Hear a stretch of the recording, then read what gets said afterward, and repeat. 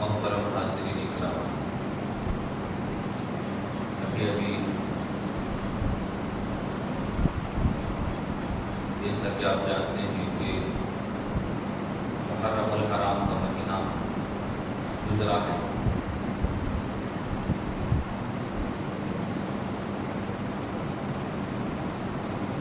ماہ محرم الحرام میں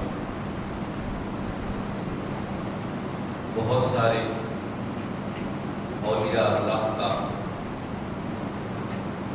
عرس اور ان کا سندل منایا جاتا ہے۔ محرم الحرام میں میرے والد محترم حضرت ستار حادی صاحب کا سندل و عرس شریف بھی منایا جاتا ہے، اور میرے جد اعلیٰ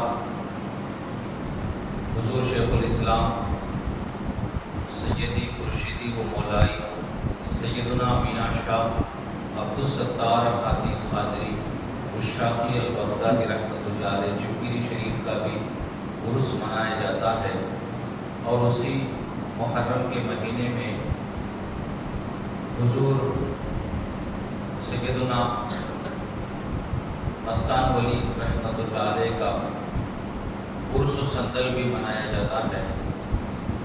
تو میں نے خیال کیا کہ چلیں اسی مناسبت سے کچھ مختصر تذکرہ اولیاء اللہ کا آج کریں گے۔ حاضرین محترم، آئیے اللہ کے نیک بندوں، اللہ کے صالح اور برگزیدہ بندوں کا آج کچھ تذکرہ میں آپ کے سامنے کروں گا، جن کی شان اللہ تعالیٰ قرآن میں بھی بیان فرما رہا ہے، اور جن کی شان رسول اللہ صلی اللہ علیہ وسلم اپنی زبان مبارک سے بھی ارشاد فرما رہے ہیں۔ یعنی اولیاء اللہ کی شان قرآن سے بھی ثابت ہے، اور اولیاء اللہ کی شان رسول اللہ صلی اللہ علیہ وسلم کی احادیث سے بھی ثابت ہے۔ حاضرین محترم، آئیے میں آپ کے سامنے حضور کی ایک حدیث شریف سناتا چلوں جو اللہ کے محبوب بندوں کی شان میں ہے۔ ہمارے اور آپ کے پیارے آقا سرکار مدینہ صلی اللہ علیہ وسلم ارشاد فرماتے ہیں کہ جب اللہ تعالیٰ اپنے کسی بندے سے محبت فرماتا ہے تو اللہ تعالیٰ حضرت جبریل علیہ السلام کو بلاتا ہے، اے جبریل آؤ۔ تو جب حضرت جبریل علیہ السلام آتے ہیں تو اللہ تعالیٰ ان جبریل علیہ السلام سے یہ فرماتا ہے کہ اے جبریل، میں فلاں بندے سے محبت کرتا ہوں، لہٰذا تم بھی اس سے محبت کرو۔ تو جبریل علیہ السلام اس بندے سے محبت کرتے ہیں جس بندے سے اللہ محبت فرماتا ہے، اور صرف محبت ہی نہیں بلکہ حضرت جبریل علیہ السلام آسمانوں میں، ساتوں آسمانوں میں حضرت جبریل علیہ السلام اعلان کر دیتے ہیں کہ اے آسمانی مخلوق، اے آسمان کے رہنے والے فرشتوں، اللہ تعالیٰ فلاں بندے سے محبت کرتا ہے، اور مجھے بھی اس بندے سے محبت کرنے کا حکم دیا ہے، اور میں آج آسمان کے تمام فرشتوں میں یہ اعلان کر رہا ہوں کہ اے آسمان کے فرشتوں، تم سب مل کر اس بندے سے محبت کرو، جس کے نتیجے میں آسمان کے فرشتے بھی اس بندے سے محبت کرنے لگ جاتے ہیں، اور اللہ کے رسول فرماتے ہیں اس کا نتیجہ یہ ہوتا ہے کہ جب اللہ تعالیٰ اس بندے سے محبت کرنے لگتا ہے، جبریل علیہ السلام اس بندے سے محبت کرنے لگ جاتے ہیں، اور ان کے اعلان کے نتیجے میں آسمان کے سارے فرشتے اس بندے سے محبت کرنے لگ جاتے ہیں، تو نتیجہ یہ نکلتا ہے، حاصل کلام یہ ہے کہ اس بندے کی مقبولیت کو اللہ تعالیٰ زمین میں لکھ دیتا ہے۔ وہ بندہ زمین میں مقبول ہو جاتا ہے، وہ بندہ زمین کی مخلوق میں مشہور ہو جاتا ہے۔ اسی طرح حدیث کے الفاظ آگے یہ فرماتے ہیں سرکار دو عالم صلی اللہ علیہ وسلم کے، جب اللہ تعالیٰ کسی بندے کو ناپسند فرماتا ہے تب بھی حضرت جبریل علیہ السلام کو بلاتا ہے اور کہتا ہے کہ اے میرے جبریل، میں فلاں بندے کو ناپسند کرتا ہوں، تم بھی اس کو ناپسند کرو۔ تو جبریل علیہ السلام اس بندے کو ناپسند کرتے ہیں جس بندے کو اللہ ناپسند کرتا ہے، اور صرف ناپسند ہی نہیں کرتے بلکہ آسمان کی ساری مخلوق میں یہ اعلان کر دیتے ہیں کہ اے آسمان کے فرشتوں، فلاں بندے کو اللہ ناپسند کرتا ہے، میں بھی اس کو ناپسند کرتا ہوں، اے آسمان کے فرشتوں تم بھی اس کو ناپسند کرو۔ جس کو اللہ ناپسند کرتا ہے تو اس کے نتیجے میں یہ ہوتا ہے کہ زمین میں اس کے لیے مقبولیت کو نہیں لکھا جاتا بلکہ زمین میں اس کے لیے نفرت کو لکھا جاتا ہے، زمین میں اس کے لیے بغض کو لکھا جاتا ہے، لوگوں کے دلوں میں نفرت اس کے لیے رکھ دی جاتی ہے۔ تو حاضرین محترم، یہ حدیث جو میں آپ کے سامنے بیان کی ہے، اس کا خلاصہ کلام کیا ہے؟ اس کا حاصل کلام یہ ہے کہ اللہ کا جو محبوب بندہ ہوتا ہے اس کا مرتبہ کیا ہے، اور جو اللہ کا مبغوض بندہ ہوتا ہے، اللہ کی بارگاہ میں جو مردود ہوتا ہے، اس کا انجام کیا ہوتا ہے۔ اس حدیث سے ہمیں معلوم ہوتا ہے کہ جو اللہ کا محبوب بن جاتا ہے تو اللہ تعالیٰ اس سے نہ صرف محبت فرماتا ہے بلکہ جبریل علیہ السلام کو بھی حکم دیتا ہے کہ اے جبریل تم بھی محبت کرو، اور جبریل علیہ السلام آسمانوں میں اعلان کرتے ہیں کہ اے سارے فرشتوں تم بھی اس سے محبت کرو، اور جس بندے سے اللہ نفرت کرتا ہے، جس بندے کو اللہ ناپسند کرتا ہے، تو اللہ تعالیٰ جبریل علیہ السلام کو بھی کہتا ہے کہ اے جبریل تم بھی اسے ناپسند کرو، لہٰذا آسمان کے سارے فرشتے اسے ناپسند کرنے لگتے ہیں اور زمین میں اس کے لیے نفرت کو رکھ دیا جاتا ہے۔ تو حاضرین محترم، اللہ کا محبوب بندہ اور اللہ کا مبغوض بندہ، یہ دونوں میں ڈفرنس یہی ہے کہ اللہ تعالیٰ جس سے محبت کرتا ہے زمینی اور آسمانی مخلوق میں اس کے لیے مقبولیت کو لکھ دیتا ہے، وہ مشہور ہو جاتا ہے، وہ فیمس ہو جاتا ہے۔ عزیزان ملت اسلامیہ، آپ لوگوں کے ذہن میں ہو سکتا ہے کہ یہ ڈاؤٹ آئے، یہ شک آئے کہ فیمس تو ہر کوئی ہوتا ہے،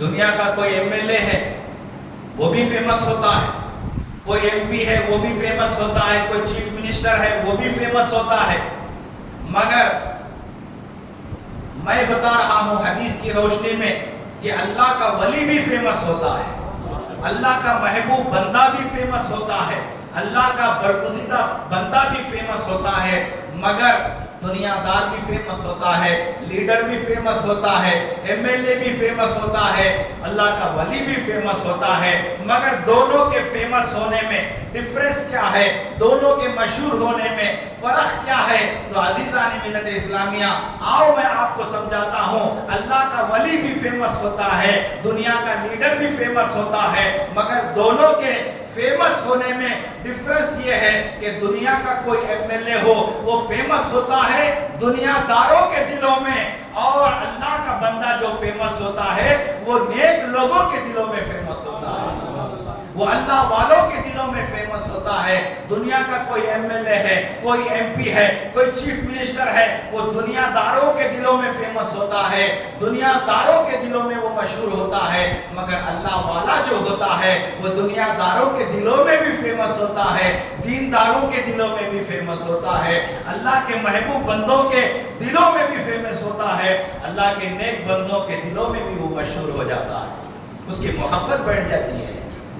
اس حدیث کے نتیجے میں جس میں سرکار نے فرمایا کہ جب بندہ کسی بندے کو اللہ اپنا محبوب بنا لیتا ہے، اپنا ولی بنا لیتا ہے، اللہ تعالیٰ اسے اپنا چہیتا بنا لیتا ہے، تو اللہ اس سے محبت کرنے لگ جاتا ہے، اور جبریل کو بھی حکم دیتا ہے کہ تم بھی اس سے محبت کرو، اور آسمانی فرشتوں کو بھی حکم دیا جاتا ہے کہ تم سب مل کر اس سے محبت کرو، جس کا نتیجہ یہ ہوتا ہے کہ اللہ کا وہ محبوب بندہ ہر کسی کے دل میں اس کی محبت پیدا ہو جاتی ہے، چاہے وہ آسمانی مخلوق ہو، چاہے زمینی مخلوق ہو، ہر ایک کے دل میں کیا ہے، اس کی محبت، اس کی چاہت اور اس سے عقیدت و محبت پیدا ہو جاتی ہے۔ اسی لیے آج آپ دیکھیے کہ وہ حضرت مستان ولی رحمت اللہ علیہ ہوں، چاہے وہ حضرت ستار ہادی ہوں، چاہے وہ بابا فخر الدین ہوں، اور چاہے دیگر جتنے بھی اولیاء اکرام ہوں، ان کی محبت ہمارے دلوں میں ایسی سمائی ہوئی ہے، ایسی بیٹھی ہوئی ہے کہ ان کے ہم دنیا سے جائیں گے ان کے محبت کو لے کر جائیں گے، ایسی محبت بیٹھی ہوئی ہے کہ ہمارے دلوں سے ان کی محبت کو کوئی نکال نہیں سکتا، ہمارے دامن سے ان کی محبت کو کوئی چھین نہیں سکتا۔ تو حاضرین محترم، یہ اللہ تعالیٰ نے ہمارے دلوں میں اپنے ولیوں کی محبت کو جو ہے بٹھا دیا ہے۔ تو عزیزان ملت اسلامیہ، کوئی غلطی سے بھی یہ نہ سمجھے کہ وہ ہمارے جیسے ہیں یا ہم ان کے جیسے ہیں، جیسا کہ آج لوگ کہتے ہیں کہ اللہ کے ولیوں میں اور ہمارے میں کوئی ڈفرنس نہیں ہے، کوئی فرق نہیں ہے، وہ ہمارے جیسے ہیں، ہم ان کے جیسے ہیں۔ آج بدعقیدہ لوگوں کا یہ عقیدہ ہے۔ اللہ اکبر۔ محترم حاضرین اکرام، کبھی بھی یہ مت سمجھو کہ اللہ کے ولی ہمارے جیسے ہیں یا ہم ان کے جیسے ہیں، کبھی یہ نہیں سمجھنا۔ اہل سنت والجماعت کا عقیدہ یہ ہے کہ اللہ کا ولی وہ ہوتا ہے، اللہ کا محبوب بندہ وہ ہوتا ہے، ان کے اور ہمارے درمیان میں بہت زیادہ فرق ہے، یہاں تک کہ میں کہتا ہوں کہ زمین اور آسمان کا فرق ہے۔ کیسے؟ آؤ میں آپ کو سمجھاؤں۔ اللہ کا ولی دیکھنے میں تو ہمارے جیسا ہے، دیکھنے میں ظاہری طور پر ہمارے جیسے نظر آتے ہیں، جیسے ہمارے دو ہاتھ، دو پیر، دو آنکھ، دو کان، جیسا ہمارا جسم ہے، ہمارا جسد ہے، ایسے ہی اللہ کا ولی بھی ویسے ہی نظر آتا ہے۔ ظاہر میں، دیکھنے میں اللہ کا ولی ہمارے جیسا ہے، مگر باطن میں اللہ کا ولی ہمارے جیسا نہیں ہے۔ اللہ کا ولی وہ ہے جو اپنی مرضی کو اللہ کی مرضی کے تابع کر دیتا ہے۔ اللہ کا ولی وہ ہے جو ایمان کی زندگی گزارنے والا، اللہ کا ولی وہ ہے جو تقوی اور پرہیزگاری کی زندگی گزارنے والا، اور اللہ کا ولی وہ ہے جو ایمان اور تقوی کے ساتھ اپنے آپ کو اللہ کی رضا میں فنا کر دینے والا اللہ کا ولی ہوتا ہے۔ اور ہمارا حال کیا ہے؟ ہم اپنی زندگی کو اپنی مرضی سے جینے والے، اپنی زندگی کو اپنی خواہش سے جینے والے، لیکن اللہ کا ولی کون ہے؟ جو اپنی زندگی کو اپنی مرضی سے نہیں بلکہ اپنی زندگی کو اللہ کی مرضی سے جینے والا، اپنی زندگی کو اپنی خواہش سے جینے والا نہیں بلکہ اپنی زندگی کو اللہ رسول کی خواہش سے جینے والا اللہ کا ولی ہوتا ہے۔ اپنی مرضی کو اللہ رسول کی مرضی کے تابع کر دینے والا اللہ کا ولی ہوتا ہے، کیونکہ سرکار دو عالم صلی اللہ علیہ وسلم نے کیا ارشاد فرمایا؟ حضور کی حدیث ہے، آپ نے فرمایا تم میں سے کوئی بھی اس وقت تک مکمل ایمان والا نہیں ہو سکتا جب تک کہ تم اپنی مرضی کو جو ہے میری لائی ہوئی شریعت کے تابع نہ کر دو۔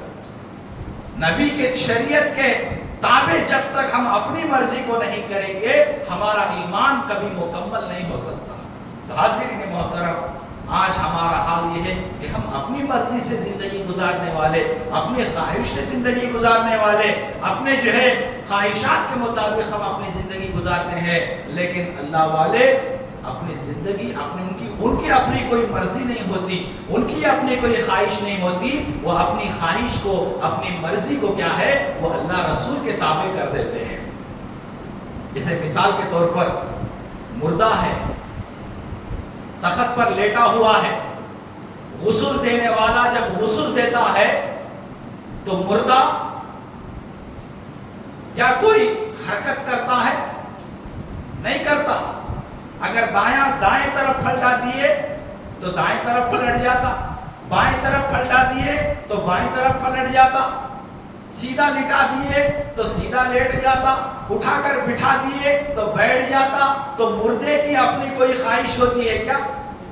مردے کی اپنی کوئی حرکت ہوتی ہے؟ نہیں، بلکہ وہ غسل دینے والا اسے جیسا پلٹاتا ہے ویسا پلٹ جاتا ہے۔ اسی طرح اللہ کا ولی، اس کو اپنی خواہش کوئی نہیں ہوتی ہے، اس کی اپنی مرضی کوئی نہیں ہوتی ہے۔ اللہ تعالیٰ اس کو جس حال میں بھی رکھتا ہے وہ اللہ کی مرضی پر جو ہے راضی رہنے والا ہوتا ہے، اللہ کی مرضی پر راضی پر رضا رہنے والا ہوتا ہے۔ اس کی اپنی کوئی خواہش، اپنی مرضی نہیں ہوتی، وہ اللہ کا ولی ہوتا ہے۔ تو حاضرین محترم، کبھی بھی ہم کو یہ غلطی نہیں کرنا ہے کہ یہ سمجھیں کہ ہم اللہ کے ولیوں کی طرح ہیں یا اللہ کا ولی ہماری طرح ہے، ہمارے درمیان کوئی ڈیفرنس نہیں ہے۔ ارے نہیں، ڈیفرنس تو لاٹ آف ڈیفرنس ہے، زمین آسمان کا فرق ہے۔ آپ دیکھیے، ظاہر میں تو میں کہتا ہوں اللہ کا ولی ہماری طرح نظر آتا ہے، مگر حقیقت میں اللہ کے ولی کے اور ہمارے درمیان میں بہت زیادہ فرق ہے۔ وہ فرق یہ ہے کہ ہمارے دل میں عزت کی محبت، ہمارے دل میں شہرت کی محبت، ہمارے دل میں جاہ کی محبت، ہمارے دل میں پیسے کی محبت، ہمارے دل میں پراپرٹی کی محبت، ہمارے دل میں کھیت اور کھلیان کی محبت، ہمارے دل میں بینک بیلنس کی محبت، ہمارے دل میں دنیا کی ہر محبت موجود ہے۔ مگر اللہ کا ولی وہ ہوتا ہے جس کا دل یہ ساری محبتوں سے پاک ہوتا ہے، جس کا دل، جس کا قلب یہ ساری محبتوں سے پاک ہوتا ہے، وہ اللہ کا ولی ہے۔ مگر ہمارے دل میں جائز محبت بھی ہوتی ہے، ناجائز محبت بھی ہوتی ہے، ہمارے دل میں ہر طرح کی محبت ہوتی ہے، مگر اللہ کے ولی میں اور ہمارے درمیان ڈیفرنس یہ ہے کہ ہمارے دل میں جائز اور ناجائز ہر طرح کی محبت ہوتی ہے، مگر اللہ کے ولی کے دل میں اللہ اور اس کے رسول کی پاک محبت کے سوا کوئی ناپاک محبت ہوتی ہی نہیں ہے۔ اللہ کا ولی تو وہ ہے، تو اس کو کبھی بھی اللہ کے ولی کو جو ہے ہم یہ غلطی ہرگز نہ کریں کہ وہ تو ظاہری طور پر 2 ہاتھ 2 پیر 2 کان رکھنے والے 2 آنکھ رکھنے والے ظاہری طور پر ہم جیسے نظر آتے ہیں لہٰذا وہ ہماری طرح ہیں، ہم ان کی طرح ہیں۔ یہ غلطی آپ کبھی نہ کریں۔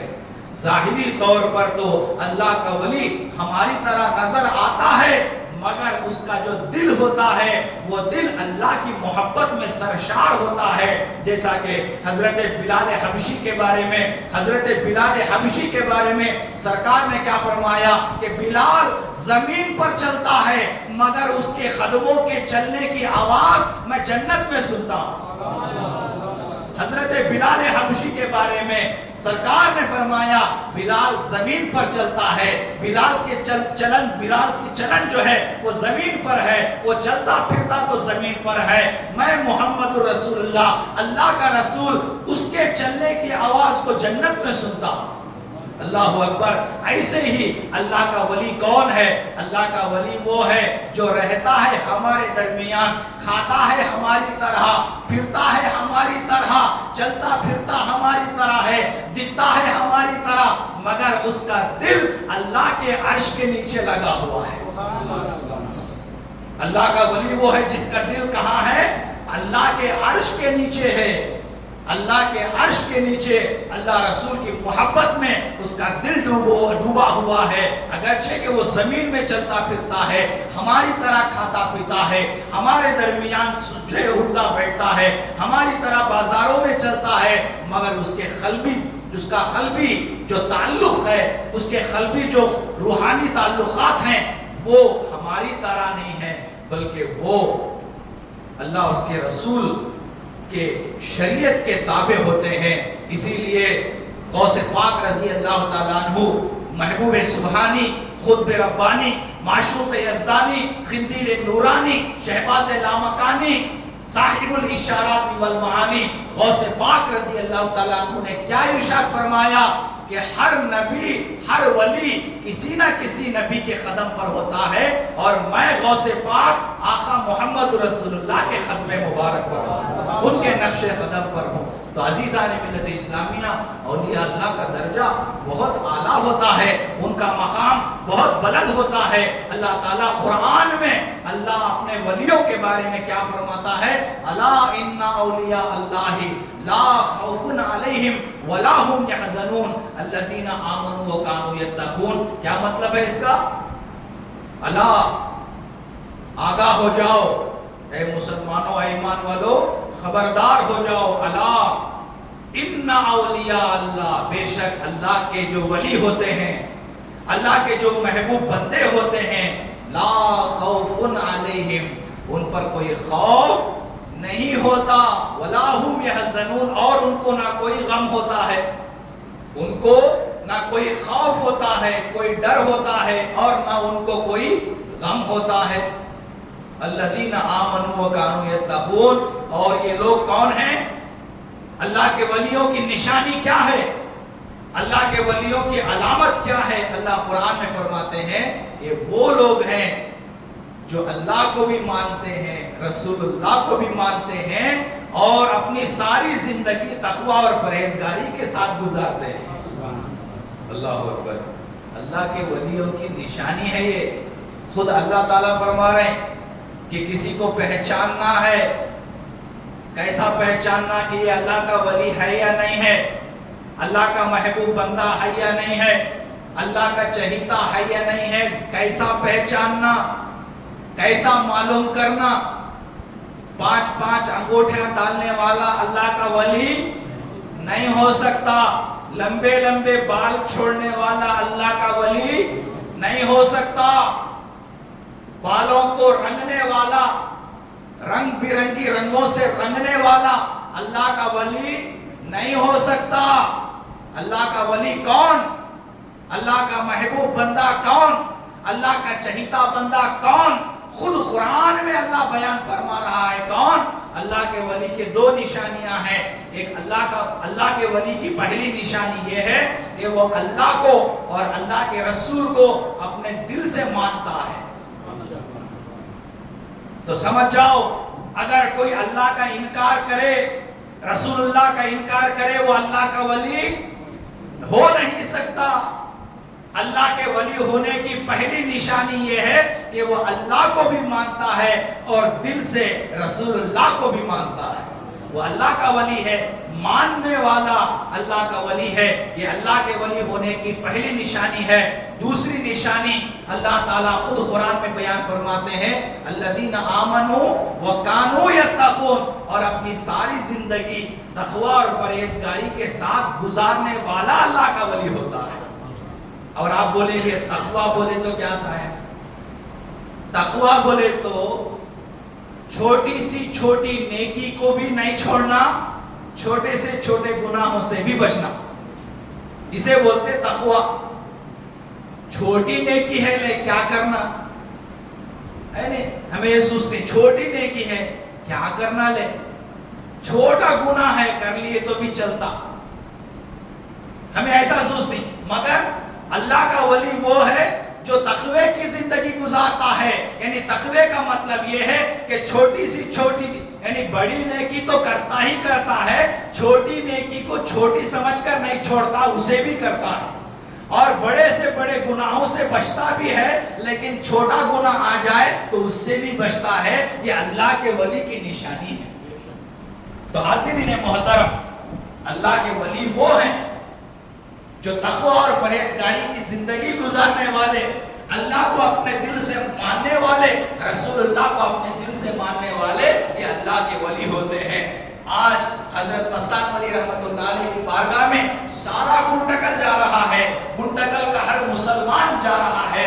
اگر کوئی نہیں جا رہا ہے، یہ تبلیغی جماعت والا، یہ بدعقیدہ، یہ غیر مخلص، یہ نہیں جا رہا ہے، میں کہتا ہوں یہ نہیں جا رہا ہے، ارے اس کی اوقات کیا ہے؟ مستان ولی اسے اپنے بارگاہ میں بلا ہی نہیں رہے ہیں، اسے نہیں بلا رہے ہیں۔ جیسا کہ ہم حضور کے بارے میں ہم عقیدہ کیا رکھتے ہیں کہ سرکار کی محفل میں، سرکار کی بارگاہ میں وہی جاتے ہیں جن کو سرکار بلاتے ہیں۔ ایسے ہی مستان ولی کی بارگاہ میں جو جا رہے ہیں، حقیقت میں وہ جا نہیں رہے ہیں بلکہ مستان ولی ان کو بلا رہے ہیں۔ حاضرین محترم، کبھی بھی آپ یاد رکھیے، صاحب بول رہے بول کے نہیں، بلکہ میری زبان سے میں وہی بات بول رہا ہوں جو قرآن کی آیت بول رہی ہے، میں وہی حدیث بیان کر رہا ہوں جو رسول اللہ نے اپنی زبان مبارک سے ارشاد فرمایا۔ آئیے میں آپ کو ایک آخری واقعہ بول کر اپنے بیان کو سمیٹ لیتا ہوں کہ کبھی بھی اولیاء اللہ کو اپنے جیسا نہیں سمجھنا۔ ہمیں دنیا کا کام کرے تو دنیا کے واسطے کرتے، لیکن اکثر دین کا کام کرے تو بھی دنیا کے واسطے کرتی ہیں۔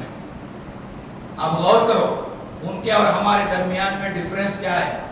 ہمیں دین کا کام کرے تو دنیا کا کام کرے تو دنیا کے واسطے کرتے ہیں، لیکن دین کا کام کرے تو بھی کبھی کبھی دنیا کے واسطے بھی کرتے ہیں۔ دین کا کام، دنیا کا کام تو دنیا کے واسطے کرتی ہے ہمیں، لیکن دین کا کام بھی کبھی کبھی ہم دنیا کے واسطے کرتے ہیں۔ صاحب کیسا بولیں گے؟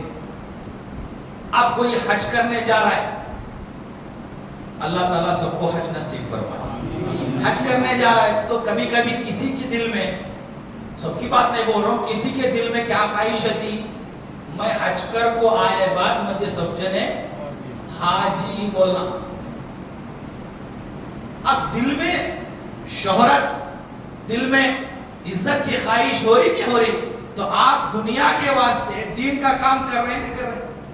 حج کرنا دین کا کام ہے، لیکن کیا ہے دل میں ارادہ، نیت؟ آپ کی شہرت، لوگ آپ کو عزت دینا، لوگ آپ کو جو ہے حاجی بولنا، تو دین کا کام دنیا کے واسطے کرے سکا نہیں۔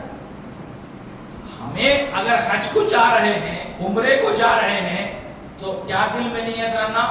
میرے حج کو، میرے عمرے کو اللہ جانا تو بس، اللہ اپنی بارگاہ میں قبول کرے تو بس، تھرڈ پرسن ناٹ الاؤڈ۔ یہ ہے نا ہماری نیت۔ سب جنہ کو معلوم ہو جانا، سب کو معلوم ہو جانا، میں شالا ڈال لینا، میں پھول کے ہارا ڈال لینا، میرے ویڈیو پکڑنا، میں جو مشہور ہو جانا، جانے سے پہلے حاجی بول کو مشہور ہو جانا۔ یہ جو ہے، اس میں جو آپ حج کرنے کے لیے نکلے، عمرہ کرنے کے لیے نکلے، اس میں آپ کی نیت پیور نہیں ہے، آپ کی نیت میں فرق آ گیا۔ جب نیت میں خطرہ ہے تو جھولی میں پھترا ہے، نیت میں خطرہ، جھولی میں پھترا۔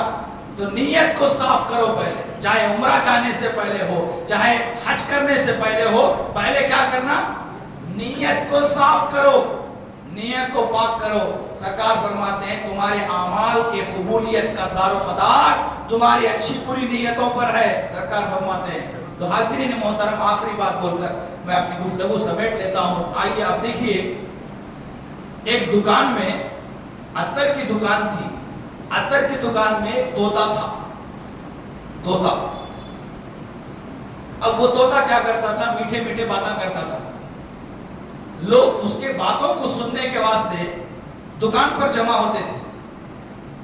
اب دکان والے کا دھندا بھی چلتا تھا اس طوطے کی طرف سے، اور انہیں میٹھے میٹھے باتیں کرتا تھا، اور اس کے باتیں سننے پبلک جمع ہوتی تھی۔ تو پبلک جمع ہونے کے بعد اس کے باتیں بھی سنتے تھے اور تھوڑے عطر بھی خرید لیتے تھے۔ تو دکان والے کو طوطے کی طرف سے فائدہ تھا، طوطے کو پالا ہوا تھا۔ ایک دن کیا کرا طوطا؟ اڑ کر اپنے پروں سے تھوڑے عطر کی شیشیاں گرا دیا نیچے، عطر کی شیشیاں گرا دیے۔ تو دکان کا مالک کیا کرا؟ اس کو لکڑی لے کر اتنا مارا کہ اس کے پر اور سر کے بال نکل گئے، گنجا ہو گیا۔ جب مارا تو گنجا ہو گیا، تو گنجا ہونے کے بعد اب طوطا بولنا بند کر دیا۔ جب بولنا بند کر دیا تو دکان پر لوگ آنا بھی بند کر دیے، دھندا بھی بند ہو گیا۔ تو مکان کے وہ اس دکان کے مالک نے دل میں جو ہے افسوس، اس کو محسوس ہوا، افسوس کرنے لگا کہ کاش میں طوطے کو اگر نہیں مارتا تو یہ میٹھے میٹھے باتیں کرتا، لوگ جمع ہوتے، میرے دکان پہ جو ہے میرا بزنس چلتا تھا، میں طوطے کو مار کے غلطی کرا. یہ جو ہے دل میں احساس پیدا ہوا، افسوس پیدا ہوا. تو ایسے ہی چند دن گزرے، طوطا خاموش ہے، باتیں نہیں کر رہا ہے. ایک دن کیا ہوا، اس دکان پر ایک گنجا آدمی آیا. گنجا آدمی جس کے سر کے بال نہیں تھے، بال نکال دیا تھا، گنڈو کرا کے آیا تھا. تو جیسے ہی طوطا اس کو دیکھا تو کیا بولا معلوم؟ اچھا تو بھی اپنے مالک کے دکان کے عطر کے شیشہ گرایا، اس واسطے تجھے بھی مار کو گنجا کرا تیرا مالک بولا. حالانکہ ایسی بات نہیں ہے، اس کے گنجا ہونے کی وجہ الگ ہے، انہیں خود اپنے بال نکال لیا، لیکن انہیں عطر کے شیشہ گرانے کی وجہ سے مالک اسے مار کر گنجا کر دیا. لیکن انہیں کیا بولا طوطا؟ تو بھی اپنے مالک کے دکان میں عطر کے شیشہ گرایا ہوگا، اس لیے تجھے بھی مالک مارے، اس واسطے تو بھی گنجا ہو گیا بولا. لیکن حقیقت یہ نہیں ہے، وہ خود اپنا سر منڈا لیا، لیکن انہیں عطر کے شیشہ گرانے کی وجہ سے اس کو مالک نے مار کر گنجا کر دیا. لیکن یہاں جیسے کہ طوطے نے اپنے آپ کو اس پر قیاس کیا، ایسے اس کا قیاس کرنا جیسے غلط ہے، ایسے ہی اگر ہم کہیں کہ اولیاء اللہ بھی ہماری طرح ہیں تو ہمارا یہ سمجھنا غلط ہے. تو حاضرین محترم، ہمیشہ اولیاء اللہ کا ادب کریں، اولیاء اللہ سے محبت کریں، ان کے بارے میں اچھا گمان رکھیں، یہ ان کا حق ہے. اس حق کو ہمیشہ آپ ادا کرتے رہیں. بد عقیدہ لوگ گنڈکل میں جگہ جگہ پھیلے ہوئے ہیں، کوئی غیر مخلد کی شکل میں آ رہا ہے، کوئی تبلیغی جماعت والے کی شکل میں آ رہا ہے، کوئی اہل قرآن اور قادیانی بھی پیدا ہو گئے گنڈکل کے اندر. افسوس کی بات ہے، قادیانی بھی پیدا ہو گئے ہیں. ایسے بد عقیدہ لوگوں سے ہمیشہ اپنے آپ کو بھی بچانا ہے اور اپنی اولاد کو بھی بچانا ہے. آج ہمیں کیا سوچ رہے؟ ہمیں بچے تو بس، بچہ کیا ہے، چھوٹا ہے، اسے کیا معلوم ہوتا بول رہے. نہیں، آپ کی ذمہ داری کیا ہے؟ اپنے آپ کو بھی بچانا، اپنے بچوں کو بھی بچانا. ان کو جیسے ہی سمجھ آ جاتی ہے، عقل آ جاتی ہے، شعور آ جاتا ہے، ان کو سمجھانا کہ بیٹے صحیح یہ ہے، غلط یہ ہے، حلال یہ ہے، حرام یہ ہے، جائز یہ ہے، ناجائز یہ ہے. ہر اچھی چیز، ہر بری چیز بچوں کو سمجھانا، تو بچے کو سمجھ میں آتا کہ جو ہے مجھے کیا کرنا ہے، کیا نہیں کرنا ہے. اسی لیے ہمارے نبی نے کیا فرمایا کہ اے مسلمانوں، اپنے بچوں کو 3 چیزیں سکھاؤ.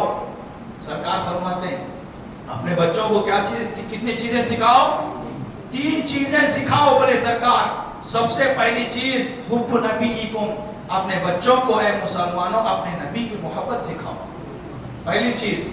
دوسری چیز اے مسلمانوں اپنے بچوں کو قرآن پڑھنا سکھاؤ، دوسری چیز سرکار نے فرمایا. تیسری چیز سرکار نے کیا فرمایا کہ اپنے بچوں کو نبی کے گھر والوں کی محبت سکھاؤ. نبی کی محبت سکھاؤ، نبی کے گھر والوں کی محبت سکھاؤ اور قرآن سکھاؤ بولے. تو سرکار جو حکم دے رہے ہیں کہ اپنے اولاد کو یہ چیزیں سکھاؤ، تو ان چیزوں کے ساتھ ساتھ صحیح عقیدہ کیا ہے، غلط عقیدہ کیا ہے، یہ چیزیں بھی اپنے اولاد کو سکھائیں گے تو انشاءاللہ آنے والی نسلیں ہماری گمراہ نہیں ہوں گی.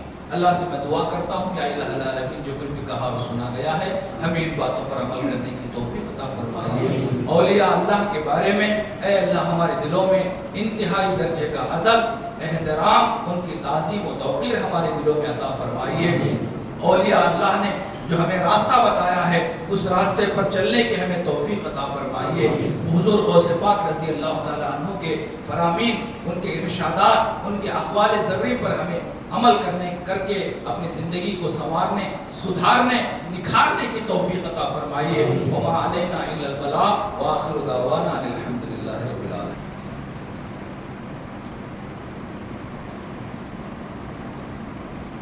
السلام علیکم ورحمۃ اللہ وبرکاتہ.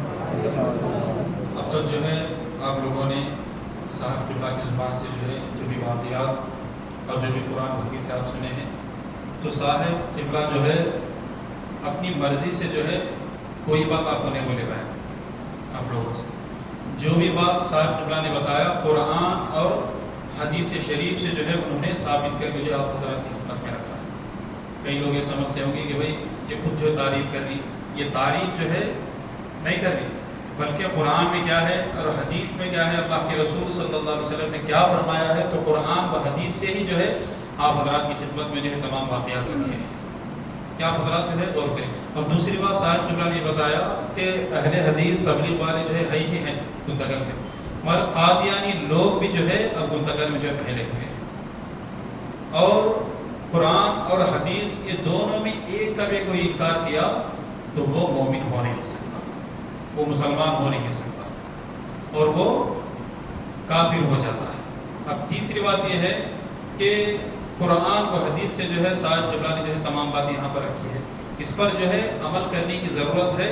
تو صاحب نے کیا بتایا کہ اگر حج کرے، عمرہ کرے، چاہے اس میں نماز ہو، خیرات ہو، روزہ ہو، جو بھی ہو، تو یہ جو ہے نیت اگر آپ کی صاف ہے، یہ تمام اللہ کی بارگاہ میں قبول ہے۔ نیت صاف نہیں ہے تو جو ہے آپ 40 سال بھی جو ہے مسجد میں آپ نمازیں پڑھیں گے تو آپ کی نمازیں کبھی قبول ہو نہیں سکتے۔ اگر نیت صاف رکھیں گے تو 2 رکعت نماز پڑھیں تو رب تبارک و تعالیٰ ڈھیر ساری جو ہے نیکیاں آپ کو عطا فرمائے گا۔ تو اس لیے کہ اعلیٰ حضرت نے کیا فرمایا، تیرے نسل پاک میں ہے بچہ بچہ نور کا، تیرے نسل پاک میں ہے بچہ بچہ نور کا، تو ہے عین نور، تیرا سب گھرانہ نور کا۔ یہ تعریف خود نہیں کر لینی، بلکہ جو ہے اللہ اس کے رسول نے جو ہے قرآن و حدیث سے جو ہے اہل بیت کی تعریف کی ہے۔ تو حضور صلی اللہ علیہ وسلم کے جو ہے خاندان والوں کے اب تک جو ہے اہل بیت زندہ ہے، اور قیامت تک جو ہے گھرانہ جو ہے زندہ رہے گا۔ اب اپنے دل میں جو ہے صرف میں قرآن پڑھ تو نہیں، قرآن کے ساتھ جو ہے آقا دو جہاں صلی اللہ علیہ وسلم نے جو بتایا ہے اس پر بھی جو ہمیں عمل کرنے کی کوشش کرنا چاہیے۔ تو صحابہ کی جو نقش قدم پر بھی جو ہمیں چلنے کی کوشش کرنا چاہیے، جو بزرگان دین نے جو ہے ہمارے بڑے لوگوں نے جو ہمیں بتایا ہے، صاحب قبلہ نے جو بھی باتیں جو ہے یہاں پر رکھی ہے، بتائی ہے، اس پر جو ہے جب تک ہم عمل نہیں کریں گے تو یاد رکھیں کہ یہ ہمارا کل اللہ تعالیٰ جو ہے اپنی بارگاہ میں قبول نہیں کرے گا۔ آپ عمل کرنے کی کوشش کریں تو دیکھیں کہ رب تبارک و تعالیٰ آپ کی زندگی میں ثواب دے گا اور آخرت میں جو ہے آپ کی ثواب دے گا۔ تو انشاءاللہ اب صاحب قبلہ کی جو ہے گلگوشی ہماری اس مسجد کے جو پورے کمیٹی ممبران اور صدر و اراکین کے جو ہے نظر سے یہاں پر جو گلگوشی کی جا رہی ہے صاحب قبلہ کی، تو بولے نعرے تکبیر، نعرے رسالت، غوث کا دامن نہیں چھوڑیں گے، غوث کا دامن نہیں چھوڑیں گے، خواجہ کا دامن نہیں چھوڑیں گے، نعرے تکبیر، اللہ اکبر، نعرے رسالت، یا رسول اللہ۔